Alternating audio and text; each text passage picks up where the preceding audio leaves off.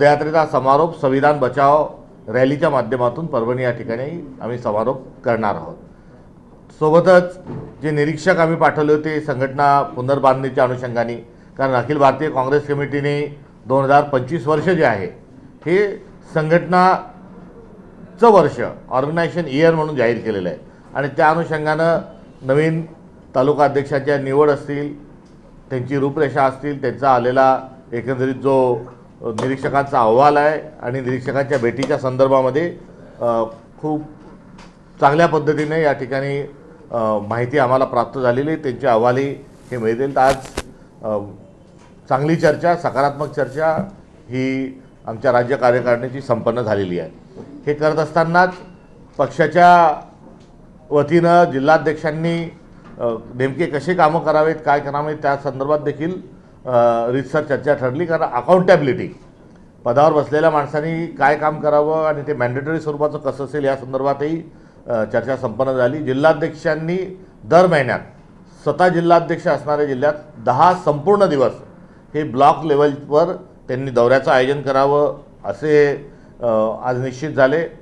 त्यासोबतच अखिल भारतीय काँग्रेस कमिटी आणि महाराष्ट्र प्रदेशने दिलेल्या सर्व कार्यक्रमाची त्यांनी अंमलबजावणी करावी आणि दर जिल्ह्यामध्ये मॅन्डेटरी स्वरूपामध्ये एक बैठक जिल्हा काँग्रेस कमिटीची संपन्न व्हावी, ही आज या सभेमध्ये तशा प्रकारच्या सूचना या देण्यात आलेल्या आहे।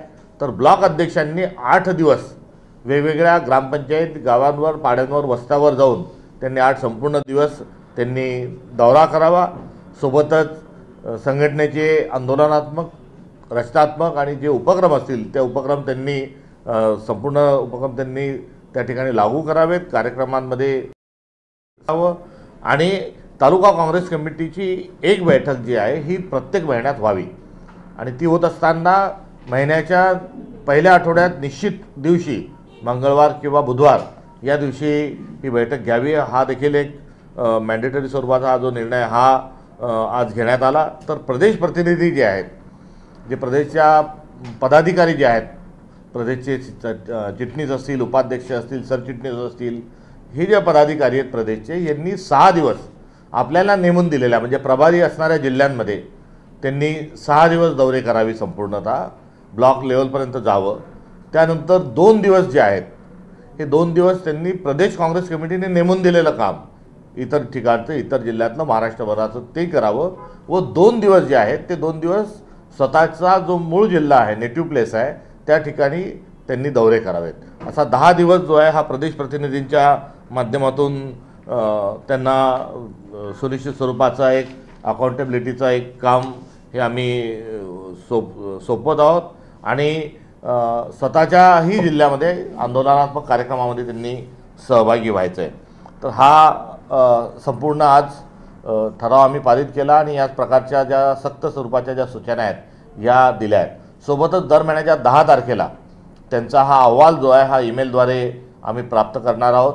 अखिल भारतीय काँग्रेस स्तरावर report.org.in वर आम्हाला लॉग इन होता येतं का याची पण चाचपणी आम्ही दरम्यानच्या काळात करत आहोत। तर या गोष्टी निश्चित झाल्या आणि सोबतच जे पदाधिकारी आहेत या पदाधिकाऱ्यांनी सतत 3 मीटिंग जर गैरहजर राहिला तर त्याचं पद जे आहे हे संपुष्टात येणार आहे।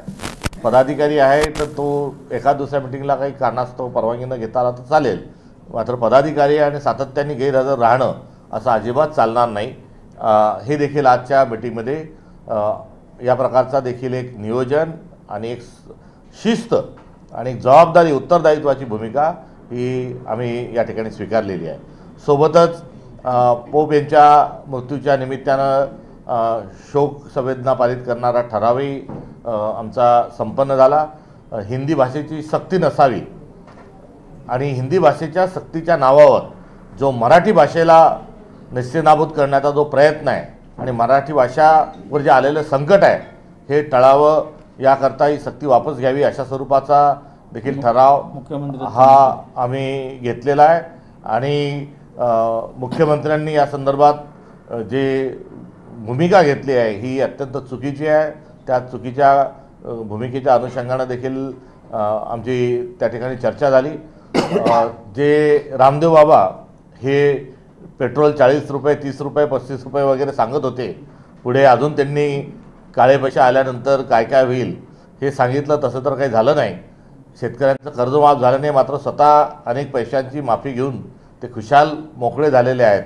तर स्वतःच्या उत्पादनाची जी भ्रमिक जी जाहिरात आहे ती केल्यामुळे त्यांनी चक्क सर्वोच्च न्यायालयामध्ये माफी मागितलेली आहे. आणि असं असणारा एक जो माणूस आहे, ज्यांना असत्यासोबत आहे, अधर्मासोबत आहे, असा माणूस स्वतः हा खूप समाजाचा त्याला खूप पुळका आला आहे अशा स्वरूपात जे वागत असताना त्यांनी नाहक कुठलेही कारण नसताना एक हास्यास्पद, मात्र दुसऱ्या बाजूला एक चेतावणीखोर देणारा जो सरबत जिहाद नावाचा एक अत्यंत मूर्खपणाचा कळस असणारा एक जे वक्तव्य केलं आहे त्याचा देखील निषेध आम्ही आजच्या या कार्यकारिणीच्या बैठकीमध्ये तो निषेधही आम्ही केलेला आहे. आणि संविधान आणि सद्भावना या दोन विषयाच्या अनुषंगानं आगामी स्वरूपात महाराष्ट्र प्रदेश काँग्रेस कमिटी कार्यरत राहील हा आज निर्णय झाला. सोबत अखिल भारतीय काँग्रेस कमिटीने जिल्हाध्यक्षांना मजबूत करण्याचा कार्यक्रम जसा ठरवला आहे, तसाच महाराष्ट्र प्रदेश काँग्रेस कमिटीच्या वतीनं ब्लॉक अध्यक्ष मजबूतीचा एक कार्यक्रम हा हाती घेतलेला आहे. या आदी इत्यादीबाबत आज आमची चर्चा झाली. या चर्चेलामध्ये यासोबतच जो कार्यक्रम आहे, या कार्यक्रमामध्ये नाशिकची सद्भावना यात्रा, परभणीची सद्भावना यात्रा ही आपल्याला आधी सांगितली आहे, ती होईल. इतरही कार्यक्रम दरम्यानच्या काळात संपन्न होतील. हे सर्व ठरत असताना आजची राजकीय ठराव जो आहे, आजचा राजकीय काय परिस्थिती आणि राजकीय ठराव हा सन्माननीय आमचे CLP वरतीवार यांनी तो मांडला आहे. आणि त्या राजकीय ठरावाच्या अनुषंगानं आज महाराष्ट्राची काय गरज आहे या अनुषंगानं त्यांनी मांडलेला ठराव आहे, त्यावर ते आपलं विधान करतील अशी मी त्यांना विनंती करतो.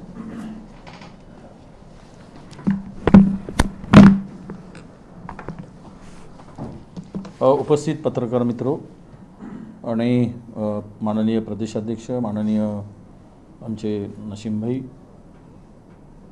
खरं तर आजची प्रदेश कार्यकारिणीची बैठकीमध्ये आम्ही सर्व सहभागी झालो आणि विविध राजकीय विषयावर चर्चा करत असताना राज्यातील सामाजिक सौख्य जे काही बिघडत चाललेलं आहे त्यावर प्रकर्षानं आजची चर्चा झाली. आणि ऑल इंडिया काँग्रेस कमिटीने आम्हाला जो कार्यक्रम दिला त्याच्या अंमलबजावणीसाठी ही आजची सभा होती. त्यामध्ये काही राजकीय विषय अत्यंत महत्त्वाचे होते, त्याचा ओझरता उल्लेख माननीय अध्यक्ष महोदयांनी केलेला आहे. पहिल्यांदा तर मराठी भाषेच्या संदर्भात जी मराठी भाषा समिती होती, ज्या समितीने म्हणजे सल्लामसलत करून जो हिंदी सक्तीचा निर्णय होता, यामध्ये आपण माहीत आहे की राज्य सरकारच्या भाषाविषयक एक समिती आहे, त्यामध्ये 27 सदस्य आहेत.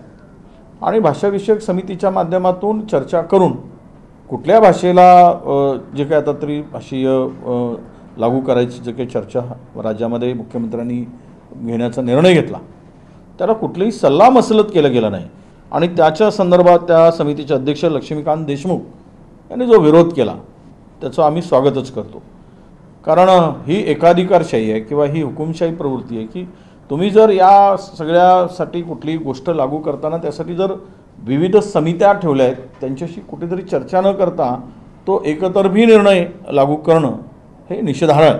आणि म्हणून आम्ही त्यांचा निषेधचा ठराव आज प्रदेश काँग्रेस कमिटीने मंजूर केलेला आहे. दुसरा एक महत्त्वाचा विषय की आत्ता सर्वोच्च न्यायालयाने एक तंबीस दिली त्या रामदेव बाबाला. त्यांनी सांगितलं की अशा प्रकारचे शब्द पुन्हा तुम्ही काढलात तर खबरदारच असा तो इशारा होता. त्यांनी ज्या पद्धतीनं सर्वोच्च न्यायालयाने सुनावलं आणि तरी पण हे लोक वटणीवर येत नाहीत, म्हणजे स्वतःचं पाप झाकण्यासाठी नवीन प्रयोग करायचे, शब्दप्रयोग आणून दोन धर्मामध्ये समाजामध्ये दरी निर्माण होईल आणि आपण त्यावर पोळी भाजू, पोळी शेकून खाऊ, अशा प्रकारचा एक म्हणजे उद्ध्वस्त करणारा राज्य आणि देश मन कलुषित करून खड्ड्यात घालणारे अशा प्रकारचे हे सगळे काही जे निर्णय आणि चर्चा किंवा त्यातून शब्दप्रयोग केले जातात आणि हे प्री प्लॅन्ड आहे. याने स्क्रिप्ट देऊन केल्यासारखं, एखाद्या स्क्रिप्ट लिहून देतात आणि ते वाचून दाखवावी आणि तसं त्यांनी बोलावं, अशा प्रकारचं जे काही चाललेलं आहे. त्यातून तोही निर्णय आजच्या आमच्या बैठकीमध्ये आम्ही चर्चेला आणला आणि त्याचा विरोध या ठिकाणी करण्याचा निर्णय आम्ही घेतला. एक तर खरं आहे की अलीकडे आपण सगळ्या गोष्टीवर चर्चा करत असताना या राज्यामध्ये हिंदी भाषा संदर्भात आता सरकार थोडं बॅकफूटवर गेल्यासारखी स्थिती आहे, कारण हा महाराष्ट्रातील मराठी माणसाच्या एकजूटपणे केलेल्या विरोधाचं यश आहे असं मी म्हणेल सध्या तरी. कारण सरकार घाबरलं आणि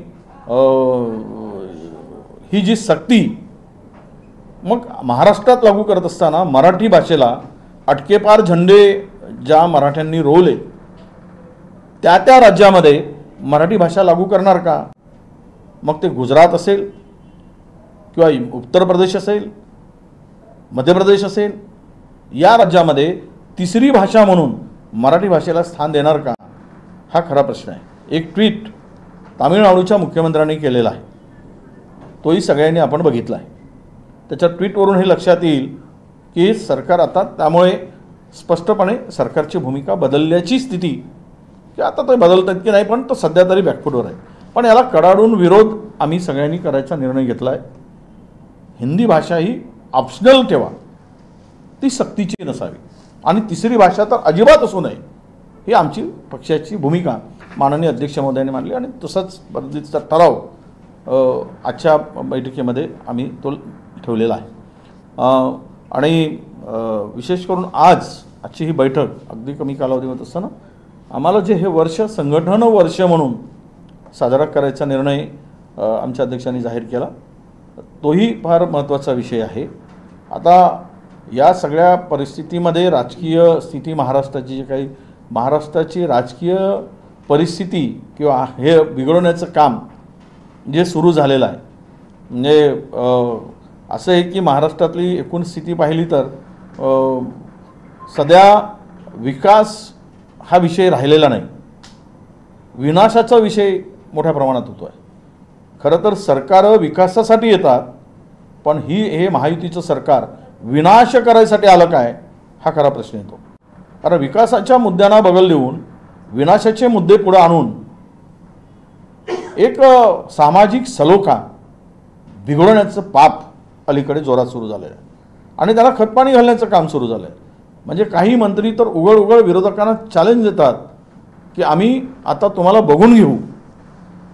बघून घेण्याची भाषा, संपवण्याची भाषा या पद्धतीनं होत असेल तर म्हणजे या पुरोगामी एकीकडे छत्रपती शिवरायांचं नाव घ्यायचं, काल परवा तर कहर केला आहे.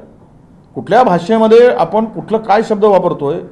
पुण्याच्या माजी महापौरांनी आमच्या सावित्री आईवर इंग्रजांची भांडी घासत होती असा शब्दप्रयोग केला.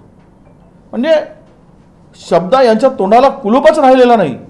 महापुरुषांचा अवमान करत असताना यांची जीभ जी ज्या पद्धतीनं वळवळते हे कुठे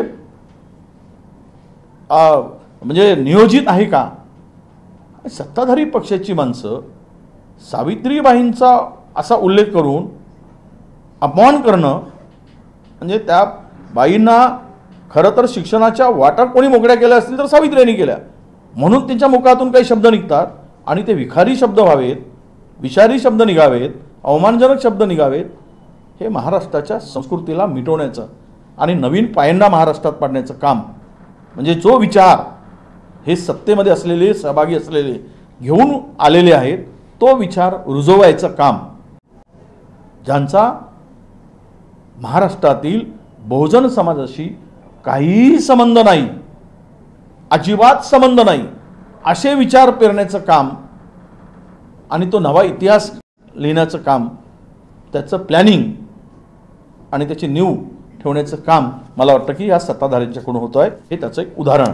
आणि या सगळ्या विषयावर चर्चा होत असताना आपल्याला एवढंच सांगेल की माननीय अध्यक्ष महोदयांनी संविधान आणि सद्भावना, हे संविधान विशिष्ट लोकांसाठी, विशिष्ट आरक्षणासाठी, मागासवर्गीयांसाठी हे संविधान आहे एवढ्याच पुरती आहे. पण संविधानाने सर्व समावेशक संविधान आहे आणि त्या संविधानातूनच सद्भावना निर्माण झालेली आहे. संविधानाने सद्भावना शिकवली आहे.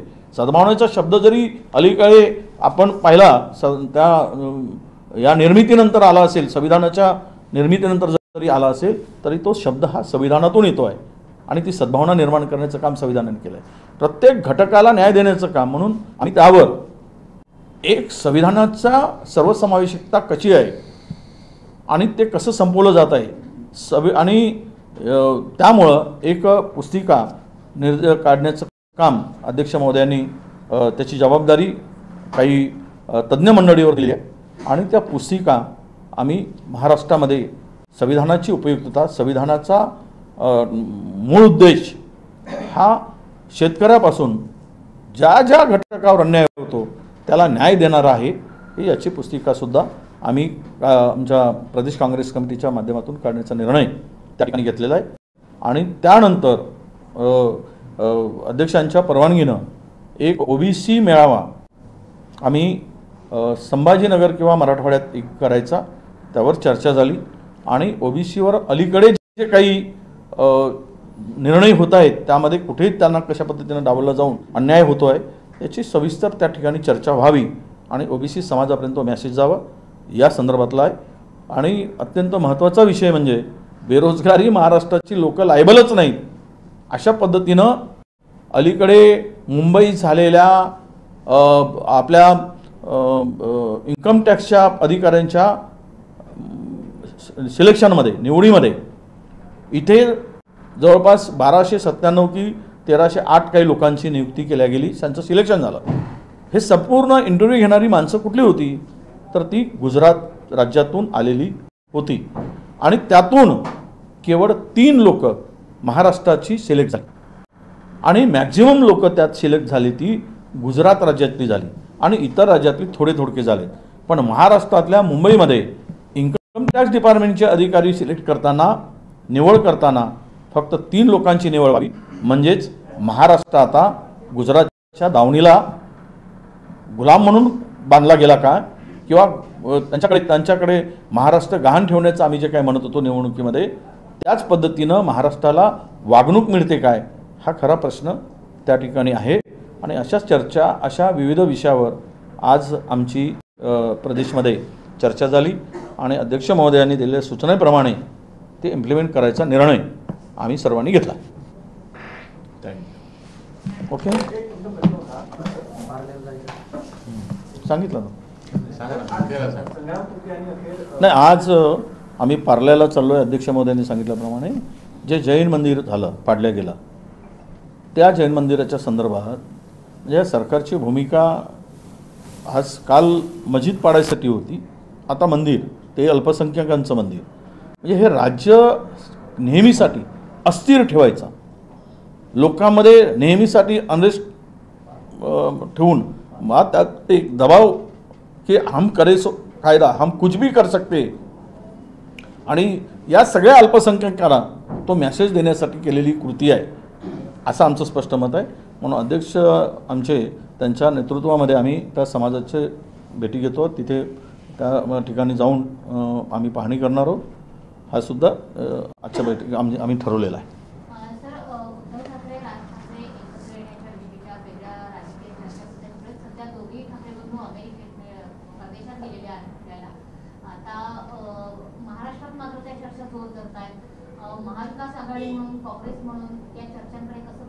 नाही बघा कोण बंधू आम्ही काँग्रेसची भूमिका कधी द्वेषाची भूमिका राहिली नाही। राजकारण आम्ही कधी कुठल्या नात्यामध्ये राजकारण करत नाही। 2 बंधू एकत्र येऊन जर पुढे जात असतील तर आम्हाला काही विरोध नाही। कोणीतरी मधामध्ये ती चर्चा उठवली होती की महाविकास आघाडी अस्तित्वात राहणार नाही। व महाविकास आघाडी हा वेगळा विषय आहे, तो नंतरचा विषय आहे। निवडणुका संपल्या आहेत, प्रत्येक ठिकाणी काही आम्ही 5-25 वर्षासाठी काही बाइंडिंग नव्हती एकमेकाशी, विचारधारा वेगळी होती, त्यावेळची अपरिहार्यता होती आणि मोदीचे जे काही सरकारची धोरणं होती त्याला कडाडून विरोध करण्यासाठी आम्ही त्यावेळेस घेतलेले ते निर्णय होते। हे काही परमनंट किंवा आता 25 वर्ष चालावी विचारधारा दोन्ही पक्षाची वेगळी, त्यावेळच्या सरकारच्या मोदीच्या सरकारच्या धोरणाविरुद्ध आम्ही एकवटलो होतो। जे राज्य उद्ध्वस्त देश उद्ध्वस्त करायसाठी जे काही ज्या पद्धतीने सरकार चालली होती, आता विषय असा आहे की दोनही भाऊ एकत्र येऊन पुढे जात असतील आम्ही विरोध करण्याचं काही कारण नाही। काँग्रेस पक्ष म्हणून आमची भूमिका त्या संदर्भातली स्पष्ट आहे। आम्ही त्या 2 भावांना एकत्र येत असतील, कुटुंब एकत्र असेल तर काँग्रेस आम्हाला आनंदच आहे, त्यामध्ये आमचा विरोध असायचं काही कारण नाही।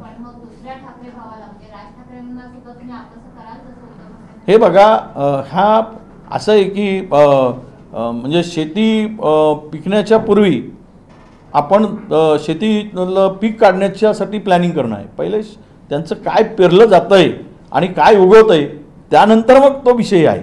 त्या विचारांनी कुठल्या ते एकत्र येत आहेत आणि त्यांचे विचार आणि आमच्या विचाराची कुठे ताळमेळ होते काय, त्यांची भूमिका एकत्र येते काय, त्यानंतर आमची भूमिका आम्ही मांडू. आज आशिष शेलार यांनी उद्धव ठाकरेंवर एक वक्तव्य करताना असं म्हटले, ऑडिटची फायरिंग झाली, त्यांनी उद्धव ठाकरेंना मुंबईतील लँडस्कॅमचा बादशाह असा उल्लेख केला आहे. नाही, ते चुकून बोलले असतील, त्यांना अदानी म्हणायचं असतील. सर्वात संग्राम थोपटे यांनी भाजपमध्ये अखेर प्रवेश केलेला आहे आणि त्यांच्यावर ही वेळ काँग्रेसनेच आणली असा त्यांचा दावा होता. असं आहे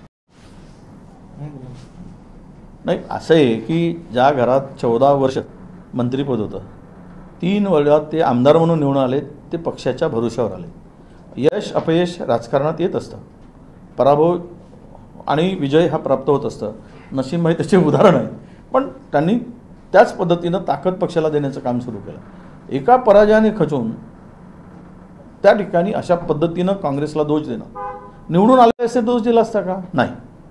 आणि ज्या घरामध्ये तुम्हाला इतकी वर्ष आली, जवळपास 40 वर्ष आमदारकी मिळते आहे, त्यामध्ये खरं म्हणजे आनंद असायला पाहिजेत. पण दुर्दैवानं ते विकासाचा जरी चेहरा पुढे करून येत असतील तरी काही त्यांच्या अडचणी असाव्यात. आता कारखाना बंद पडलेला आहे, त्यांना काही मदत मिळत नाही, ते इथे मिळत नाही म्हणून कदाचित ते असावेत, मला माहीत नाही. पण एकूण त्या बोलण्यातून महाराष्ट्रातील प्रामाणिक माणसाला वेदना झाल्या आहेत की ज्या घरामध्ये इतके वर्ष इतकी सत्ता देऊ नये ते पुन्हा दोष देत आहेत. म्हणजे जाणाऱ्यांना दोष देऊन जायचा आहे हा त्याचा अर्थ होतो. आणि ठीक आहे, आमच्या नेत्यांनी स्पष्टपणे सांगितलं की ज्याला जायचं असेल ते जा, राहुलजींनी. कारण कोण जातात? ज्यांना काही मिळवायचं आहे ते जातात, ज्यांना जनतेसाठी काही करायचं आहे ते कोणी जात नाही, हा त्याचा अर्थ आहे. पालिका निवडणूक रखडलेला आहे आणि एकंदर आज मनसेने वेगळी संकल्पना मांडलेली आहे.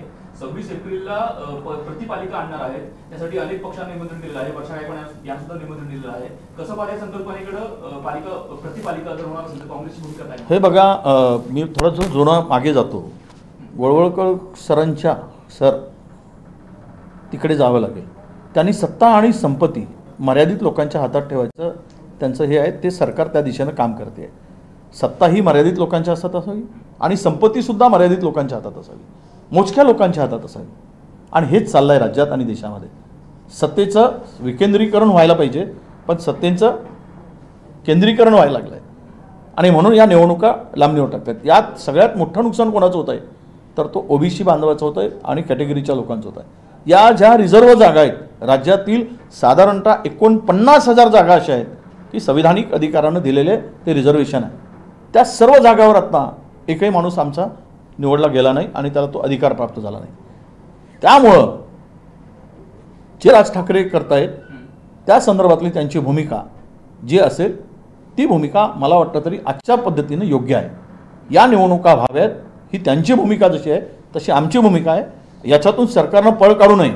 उद्या मुख्यमंत्री म्हणालेत की आमच्या हातात काय आहे ते न्यायालयाच्या हातात आहे. तुम्हीच म्हणाला होता सत्ता आमच्या हातात द्या, महिनाभरात आम्ही काम करू. मग त्यावेळेस कशाच्या आधारावर बोलला होतात? आणि सगळ्यांना माहीत आहे की तुम्ही जर प्रखरपणे ती भूमिका कोर्टात मांडली, उद्या तसा निकाल होईल. तुम्ही अनेक गोष्टीपासून पळ काढलात म्हणून ह्या निवडणुका होत नाहीत. आम्ही म्हणालो होतो की तुम्ही सेन्सस करा, मग तुम्हाला ओबीसीची संख्या कळेल. आणि काय होतं आहे की आज जर निवडणुका घेतल्या तर सर्वात जास्त नुकसान जे होणार होतं त्यावेळेस ओबीसीचं होणार होतं. कारण कशाच्या आधारावर आम्ही तिथलं आरक्षण काढायचं? काही जिल्ह्यामध्ये 0 आरक्षण होतं जिल्हा परिषदामध्ये, काही नगरपालिकामध्ये ओबीसीचा वाटाच नव्हता. अशा वेळेस आम्ही बांटी आयोग नेमला, त्याच्या काही गोष्टी त्यामध्ये संख्येच्या संदर्भात आम्ही निर्णय घेतला. मग आता कोर्टापुढे तो चेंडू असताना सर्वोच्च न्यायालयामध्ये जे सर्वोच्च न्यायालय डायरेक्टिव्ह देतं त्या पद्धतीने सरकारने पुढचं पाऊल उचलून या निवडणुका घेण्या पाहिजे होत्या, गरज होती. पण त्यांना ते करायचं नाही आहे, त्यातून वेळ मारून न्यायचा आहे. आणि कदाचित हे पोषक वातावरण नाही आहे सरकारला. सगळ्यांची तोंडं एकमेकाच्या विरुद्ध आहे. आणि ज्या पद्धतीनं बेईमानी करून सत्ता हस्तगत केली, बेईमानी करून, फसवणूक करून, जगलरी करून, मतां वाढवून, त्यामुळे त्यांना भीती आहे की उद्या निवडणुका घेतले तर आमचं पितळ उघडं पडेल, म्हणून त्या निवडणुका लांबणीवर पडत आहेत. थँक्यू. केंद्रीय मंत्री किरण रिजिजू ने थोड़ी देर पहले ये कहा कि मैक्सिमम मुसलमान जो है भारतीय वो वक्त को सपोर्ट कर रहे हैं, बट जो भी प्रोटेस्ट कर रहे हैं उनको कांग्रेस भड़का रही है, वो मिसलीड किए गए पॉलिटिकली. ये भाजपा जो है वो 3 तलाक लाते समय भी उन्होंने कहा कि ये मुस्लिम के हित का है और मुस्लिम महिला की इसकी बड़ी मांग है, और वक्त बिल को भी उन्होंने जब पेश किया तब भी उन्होंने बताया कि ये मुस्लिम के हित का है.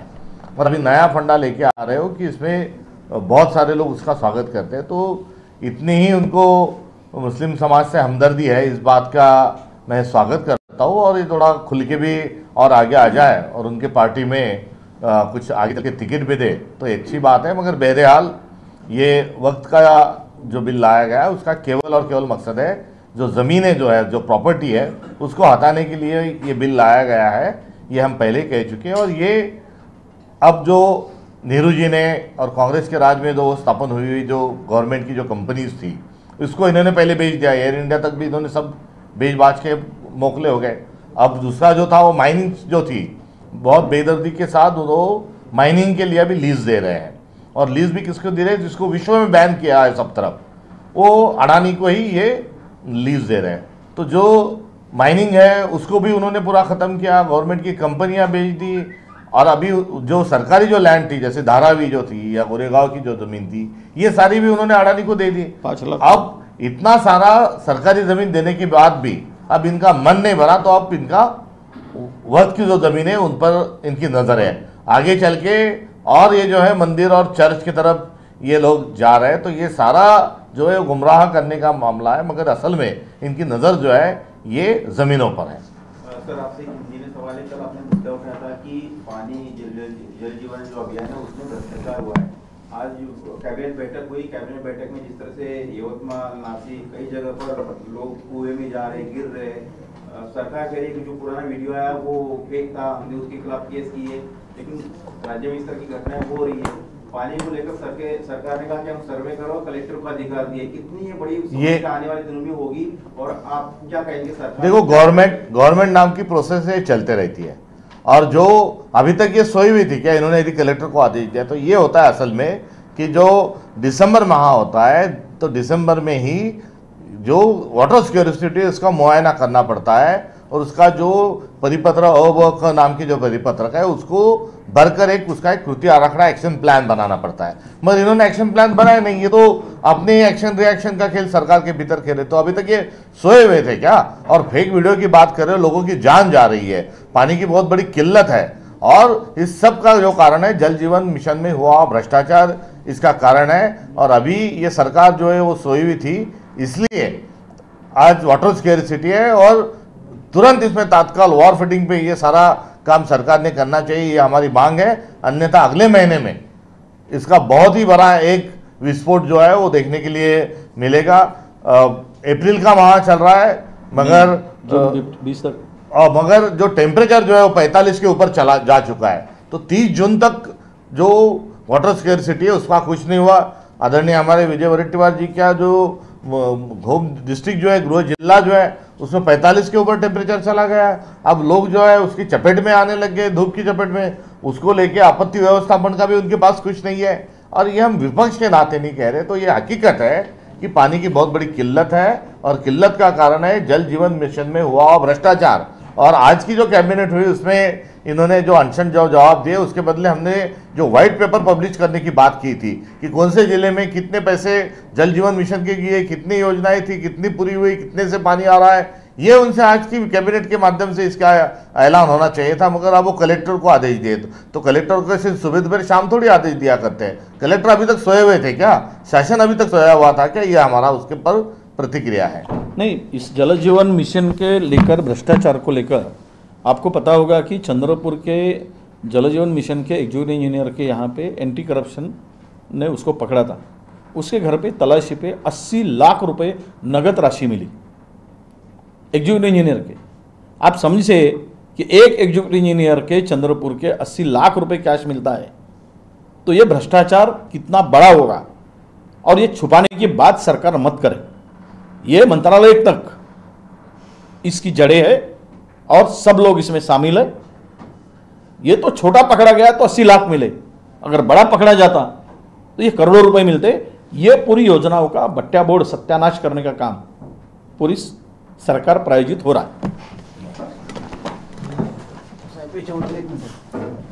तिकडे चला जैन मंदिरात।